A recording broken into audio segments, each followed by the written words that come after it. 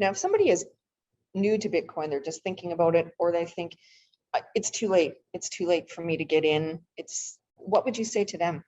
Sometimes when people look at the price of Bitcoin and they see, wow, like this used to be given away for free online and it started trading at 3 cents and now here we are at $50,000, they think that they're too late, but it's a market cap game. So from going from $50,000 to $100,000 price means the market cap would go to 2 trillion, which at that point is still less than Apple.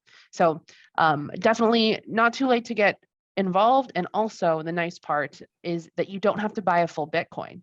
To a lot of people, they see that $50,000 price and they're like, I'm not buying that. But this is the fractionalized ownership is why you're seeing third world countries benefit the most from this technology. Because, in the dollar, the penny is the smallest unit of measurement, and that's 2 decimal places to the right. In Bitcoin, the Satoshi is the smallest unit of measurement, and that's 8 decimal places to the right. So being able to transact in a global economy with just a little bit of money, less than a penny, is possible, and it's just never been possible before. So definitely not too late. Now, the last question I'm going to ask you today is something that we always hear. It's risky. It's too risky. Yeah. So what are the biggest risks of cryptocurrency? So the biggest risks, right? So risks are inherent in everything. I would say it's pretty funny. On Halloween, I wore a costume and I had everybody guess. And I was like, if you guess properly, like I'll send you some crypto. I had them guess what my costume was, and I was wearing wings. And my hint was, I'm Bitcoin's biggest fear. Funny enough, like nobody got it, but I was a bug, right? Software code, the bug is the biggest fear. Thankfully, Bitcoin has been running for 11 years now with no bugs. Like things have been gone fixed because it's open source technology. There are people that are constantly updating and making improvements to the code. But the biggest threat to Bitcoin really is a software development bug.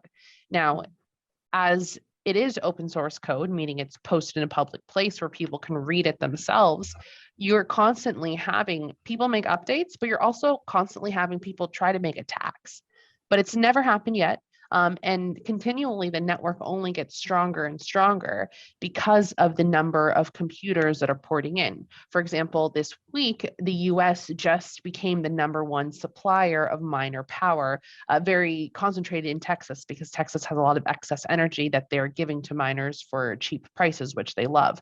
Now, the more computers that are plugged in validating this network, the stronger the network is as a whole. I would say the second, a lot of people are afraid of regulation.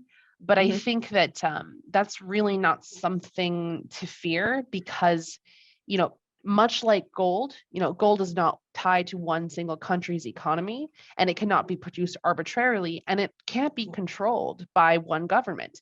And Bitcoin is very similar. So they can try to put guardrails in, and sometimes the guardrails are good. Sometimes they do help because in any space, there are a lot of scammers. There's a lot of malicious actors out there. But in general, Pandora's box has been opened and they can't stop it.